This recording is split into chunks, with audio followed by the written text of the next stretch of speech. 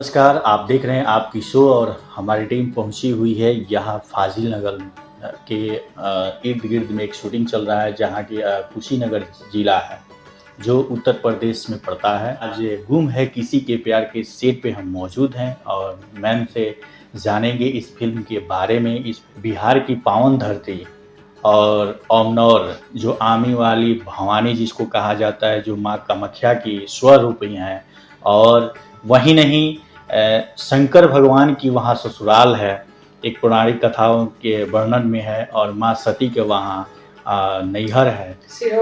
तो वहाँ से मैम आती हैं, तो देवी भगवती की कृपा तो इन पे है ही। तो आज जानेंगे कि मैम की स्ट्रगल और इस लाइन में आने का रुझान कब से बने। अच्छा, ये बताएंगे कि बिहार के आमी भवानी जहाँ शंकर जी के ससुराल हैं, वजह से चल के आई बने हुआ गुम भइल किसी के प्यार के फिल्म के सेट पे रहने के बानी सन। चाहिए बताएं कि ये फिल्म के बारे में लोग अपने दर्शक से क्या कहना चाहते हैं।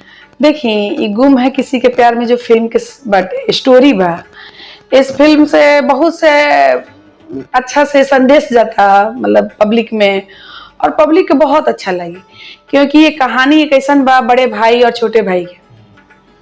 तो आज अक्सर घर में देखा था नहीं कि दो घर के बहुएं लोग आवता लोग, तो भाई भाई में तो प्रेम तो रहा था, लेकिन जब वही बहू लोग जब दूसरे घर से आवता तो घर टूट जाता। जब ये घर टूटे के संदेश रहा था पहले से, तो भाई भाई में भी तो पहले भी घर टूट सकता ना। क्या रीजन बटे कि मतलब जब दो जगह से बहू लोग आवता था तुरंत लोग, तो संदेश ये बा कि अगर एक कम है, अगर रउआ घर में अगर एक आदमी थोड़ा कड़ा स्वभाव के बा, तो अगर बड़ बा तो बढ़ के ही मतलब समझ बूझ के रहे के चाहिए। इस मूवी में यही एक संदेश बा कि अगर बड़ बा तो बड़ बन के रहे के पड़ेला। ये फिल्म में राहुल कौन भूमिका में? इस फिल्म में हमारे देवरानी जेठानी के ही कहानी बा। हम जेठानी बनल बनी संचिता बनर्जी के। अच्छा, एक फिल्म के माने रोलिंग के नाम बाटे, उस का नाम पड़े वो में लीगल बिल रोलिंग। देखिए, हमनी के कैरेक्टर नाम बाटे मोहिनी। अच्छा। और संचिता जी के सोना नाम है। और इस फिल्म के डायरेक्टर हैं संदीप मिश्रा जी, नेताजी, और डीओपी हैं कृष्णा पांडे जी, एसोसिएट हैं संजय पांडे जी, और बाकी जितना टेक्नीशियन बानी लोग, सब लोग के सहयोग बा, और सब लोग के साथ में बहुत अच्छा लागता काम करके। और हम कुशीनगर में पहली बार काम करता नहीं, लेकिन बिल्कुल नहीं खेलागत कि मतलब यहाँ के जगह है और जहाँ पर शूट होता है लोकेशन पे, चाहे हर चीज में। और हीरो हैं अपने से, ये हीरो है पृथ्वी तिवारी जी, और उनके साथ में भी बहुत अच्छा काम लगा था। वहाँ के बहुत अच्छा नेचर के बनी, सब लोग के साथ में काम अच्छा लगा था। मेन चीज बा कंसेप्ट के, स्टोरी के, स्टोरी बहुत अच्छा बा। जब ये मूवी आई ना तो लगा था पब्लिक में एक अच्छा संदेश जाई। जो चीजें दूर हो चुकल बा, फैमिलियर चीजें दूर हो चुकल बा, वो शायद फिर से अच्छा संदेश लाई ये मूवी। एक चीज जाने के चाहे मैम कि ये फिल्म में अब तो मूवी अब अगला के बाद पता चली। अब हमनी तो शूट करता नहीं, और शूटिंग के बाद एडिटिंग भइल, सब भइल, तो एक बाद जब मूवी अगला के बाद पता चली कौन सा ऐसा सीन है जो मतलब भइल कि पब्लिक लोग के हमरा पसंद आई, कि तभी हम नहीं बता सकत। अच्छा मैम, जब शूट पे रह रही है, काफी लोग सेल्फी लेवे खातिर एकदम आकर्षित हो जाला।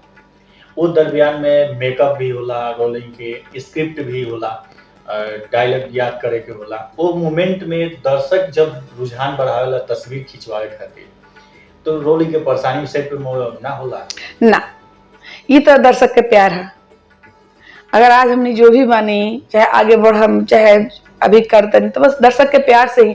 अगर वही लोग से हमने घबरा जाए तो फिर हम क्या कर पाएंगे। हमने के अच्छा लगेला।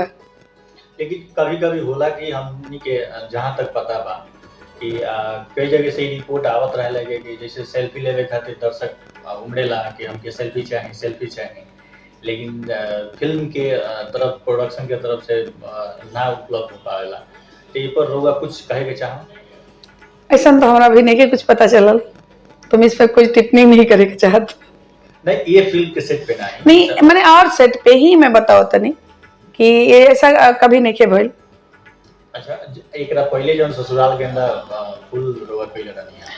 देखिए ससुराल गेंदा फूल मतलब हमारा लाइफ के हर एक मूवी हमारा ला बहुत मायने रखेला।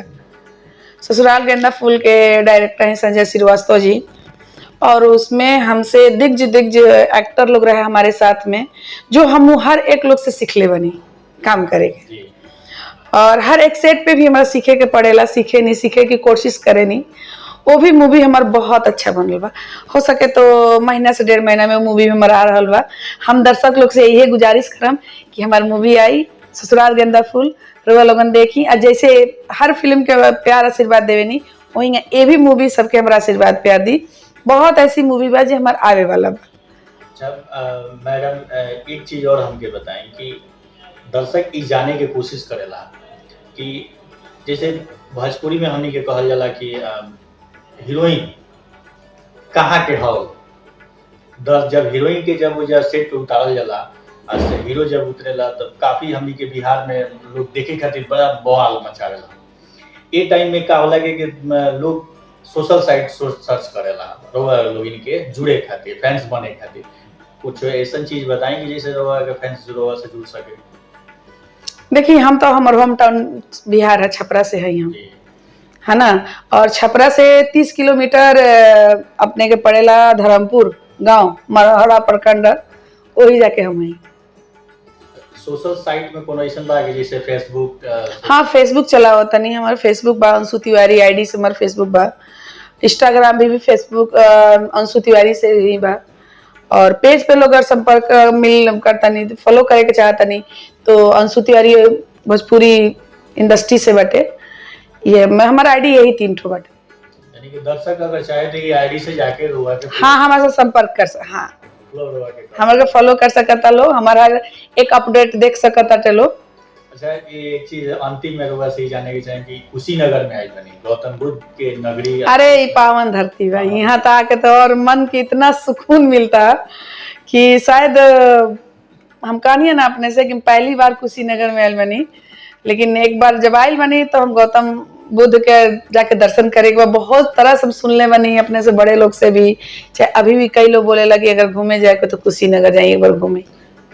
इत्तेफाक ये देखा जाता है कि रउआ जहाँ गांव से आइले, जहाँ धरती से आइले, वो भी शिव जी के, शंकर भगवान के ससुराल, वो शक्तिपीठ सिरहौड़ी जी, और गौतम बुद्ध की दोनों के तालमेल में रउआ का अनुभव मने? देखिए तालमेल तो भगवान में है ये नहीं, ये तो हमनी के श्रद्धा है। हम लोग ला तो जितना भगवान लोग मानी लो, जितना देवी देवता, जैसे कहे के मतलब है ओनियो भक्ति भाव, हाँ धार्मिक स्थल, एनियो भक्ति भाव धार्मिक स्थल, दोनों हमरा ला पुण्य के धाम बाटे और दोनों में हम दर्शन करे के चाहे नहीं। इत्तेफाक देखी हम बानी वही जैसे मात्र वहाँ सिलौड़ी 2 बार गए बनी घूमे दर्शन करे। भवानी के नहीं सिलौड़ी शंकर जी का जहाँ बोल रहे हैं ना, वहाँ पे जहाँ पे मढ़ौरा में स्थित है। जी जी जी, हाँ शंकर जी का स्थान है जो शक्तिपीठ में है वहाँ पे, और आम्बी भवानी भी है जी। तो ये यहाँ पर भी दर्शन कहीं नहीं है, लेकिन अभी तो यहाँ पर नहीं गए, लेकिन जाए दर्शन करें, सौभाग्य हो हमारे जाएंगे हम दर्शन कर ली गौतम भगवान। जी जी, कैसे कि वो राउर जन गांव बा जन राउर जिला पड़ेला, वो जिला में शक्तिपीठ बहुत महानता ओकरा के मिलेला। हाँ क्योंकि वो शंकर जी के ससुराल है, सती जी वहाँ था आपन कइले रहनी, तो एमे बहुत बड़ा चीज बा कि रउआ ऊपर भगवती की कृपा से ये तो रउआ 100% सही कहानी है कि भगवती के ही आशीर्वाद बा जे हम आज यहाँ पे बानी, और आगे भी उन्हीं के आशीर्वाद से हमार कुछ भी अच्छा हुई तो उन्हीं के आशीर्वाद से। बिहार में फिल्म बनता, बिहार में फिल्म बने के चालू हो गई जो सरकार सब्सिडी भी देता, लेकिन जब मध्यम वर्ग के अभी जे स्ट्रगल में बा कलाकार हो लोग के, वो काफी स्ट्रगल करता, तो वो लोग के सीखी का देवे के चाहते ये लाइन में आगे बनी? नहीं, हम इन लोगों का सीख ये देव कि वो लोगन काम कर देता नहीं, कोई के काम के प्रति, अपना काम के प्रति, चाहे जो जिस तरह के भी काम हो, अगर इंडस्ट्री लाइन के हो चाहे जैसा भी हो, अगर वो एक्टिंग लाइन में बनी, चाहे कोई भी काम के प्रति ईमानदार होखी, सीरियसली होखी, अगर वह मन में लगन बा कि हम ये काम करम तो लक्ष्य फिर वह कोई नहीं रोक सकत। यानी कि वो लोग काम करे तो लगन से पूरा मेहनत करके जी जाते हैं। हाँ हाँ हाँ हाँ, क्योंकि एक्टिंग ऐसा लाइन बा ना कि यहाँ कोई के कोई दबा नहीं के सकत रहा, और अगर एक्टिंग बा तो 10 लोग के बीच में भी अगला आदमी रो से खींच के रो से काम ले ली। अच्छा, एक अंतिम में चलत चलत में का अपना दर्शक से कहे के चाहते हैं? हम दर्शक लोग से ये हम दर्शक लोग से ये कहते नहीं कि गुम है किसी के प्यार में मूवी है, और वो लोगन अगर मूवी के जैसे हर मूवी के हमरा इतना आशीर्वाद प्यार देता नहीं लोगन, ऐसे ही ये भी मूवी का आशीर्वाद प्यार दी और अपना अंशु तिवारी के ऐसे ही आगे बढ़ाई। हम जो बनी आज रोल उनके वजह से बनी।